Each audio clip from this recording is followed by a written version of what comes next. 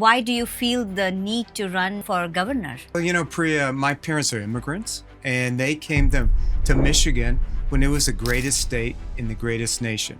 What do you think is missing in current administration under Gretchen Whitmer? Well, it's simply the two E's, right? Which is the economy and education. And they're really interconnected. And because our economy is doing so poorly, and because Mike, you've talked about your vision for Michigan to be the fastest growing state, Right. secure. It's a big undertaking. It is. How do you plan to accomplish that as governor of Michigan? Well, Priya, I use the same things I learned when I was a 19-year-old squad leader in the Marine Corps, which is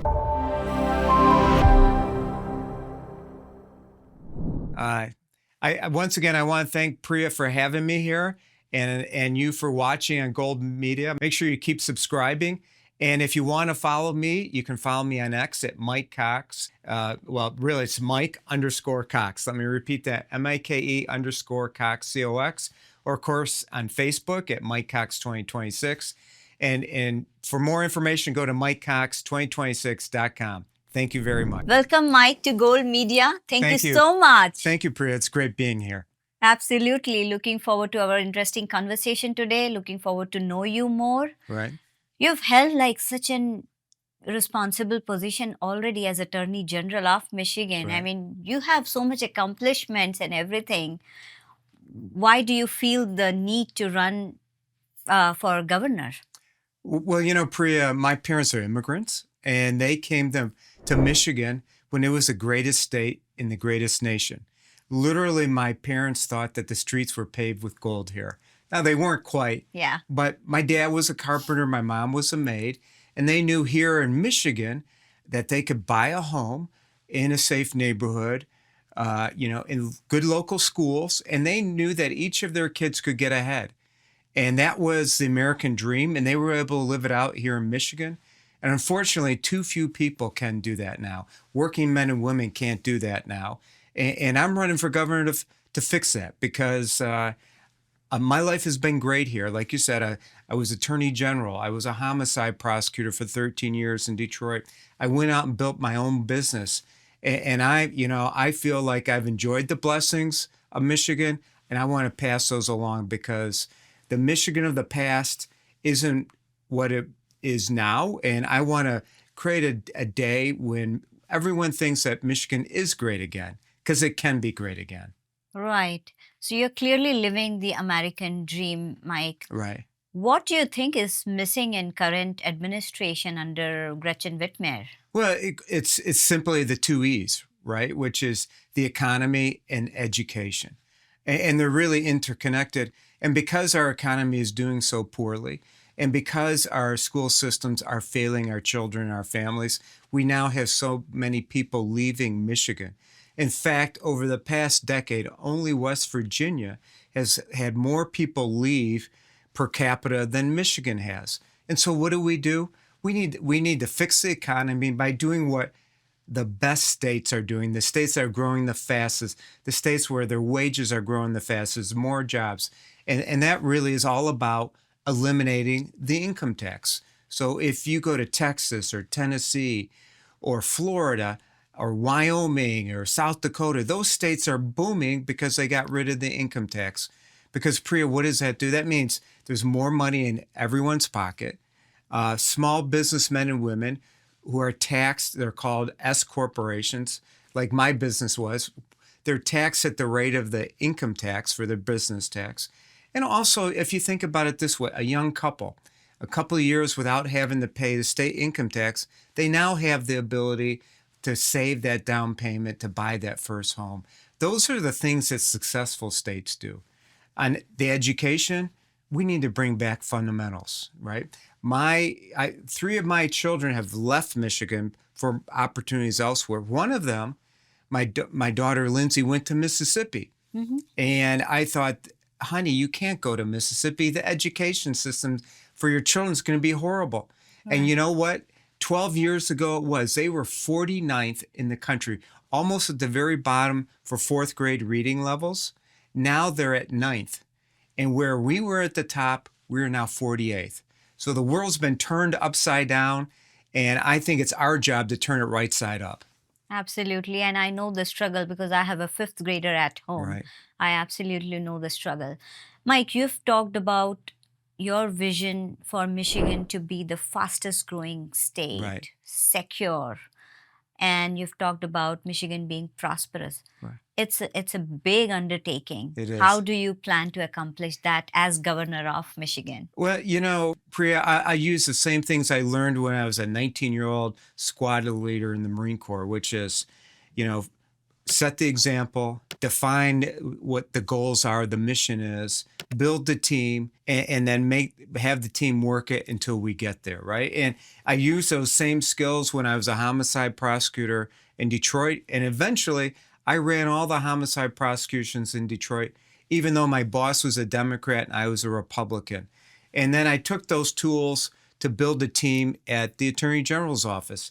During my time there, I had to shrink the staff by over 20%, even though our caseload was going up. And we were starting new programs for the people of Michigan. For instance, I started a child support collection unit, which every other state copied, and has collected over $500 million for struggling children. We returned over $3 billion in savings for ratepayers in Michigan. Why? Because we built a team and we identified the goal. And Democrats, Republicans, independents, what do they want? They want success. They want competency. And that's how you get it done. You build a team, you define the goal, and you push forward, right? And charge the hill, as we said in the Marine Corps. And that's what we're going to do on the economy, and that's what we're going to do in education. That's a great plan. So, talk to us about the illegal immigration. It is thanks to President Trump that it is all time Right, low. ICE team is active pretty right. much everywhere. What are some of the next steps looking? Well, and you're right. I think President Trump, that was his goal number one, right, which is to secure the borders, which every nation has to do, right? My parents were legal immigrants. They had to wait in line. And the reality is, if you can't control your borders, your economy suffers, your schools suffer, your social welfare net suffers. And so President Trump identified that, and he's really like cranked it down to really zero coming across the border. So as governor, I would work hand in hand with the president. What would I do? So I would make sure the state police and every state agency works with ICE and Homeland Security and the FBI to help them fulfill their obligation to defend our borders and identify and detain illegal immigrants. What else would I do? I would go after sanctuary cities here in Michigan that get in the way of ICE and Homeland Security enforcing federal law. I think those two important goals are not only are ways of fortifying our nation, making sure our borders are secure, boosting our economy, our wages, wages for Michigan and U.S. citizens will get better when we make sure that illegal aliens aren't taking jobs that Americans can be doing. And also, as we've seen, a lot of countries are released or sent immigrants across our border, aliens across our border who had mental and criminal background histories, and they put regular everyday Michiganders at risk. And so working with the president, we're going to make Michigan streets safer and also, protect our Michigan economy from local workers and blue collar workers losing their jobs to illegal immigrants. Absolutely. Talk to us about your plans for healthcare. A lot of people feel that they are losing the benefits Right. under this administration. And can you provide us some clarity on that? Well, I think one thing the president's identified is that if we don't provide health care or Medicaid care to illegal immigrants, we're going to save more dollars for American citizens who are most vulnerable and need our help the most. Right. I think that's very important. Secondly, I want to reduce the income tax because it punishes work. You and I shouldn't have to work for the government when we go to work every day, right? Absolutely. And so work is really part of Here in America, we have a work ethic that really beats the rest of the world. Mhm. It's one of our competitive advantages, and so I think it's only just and it's only fair and only makes sense that if someone gets Medicaid health care, if they're sick and they're unable to pay for health care, or if they get Medicaid coverage, but they're able-bodied, that they should have to work. Meaning, if you make people who are receiving Medicare, or excuse me, Medicaid, and Medicare. have the ability to work, they ought to work. Why? Because we ought to be saving our dollars for the most vulnerable, the most sick. And if you and we go to work, and most people, part of their job is their health care insurance, and they have to work for that. So if someone's getting taxpayer provided Medicaid, it's only right that they should provide some work. By that I mean, the president is requesting 20 hours of volunteer work or 20 hours of civic participation. That only makes sense. If we focus on those, then we're going to make Medicaid stronger for those who most desperately need it, especially American citizens.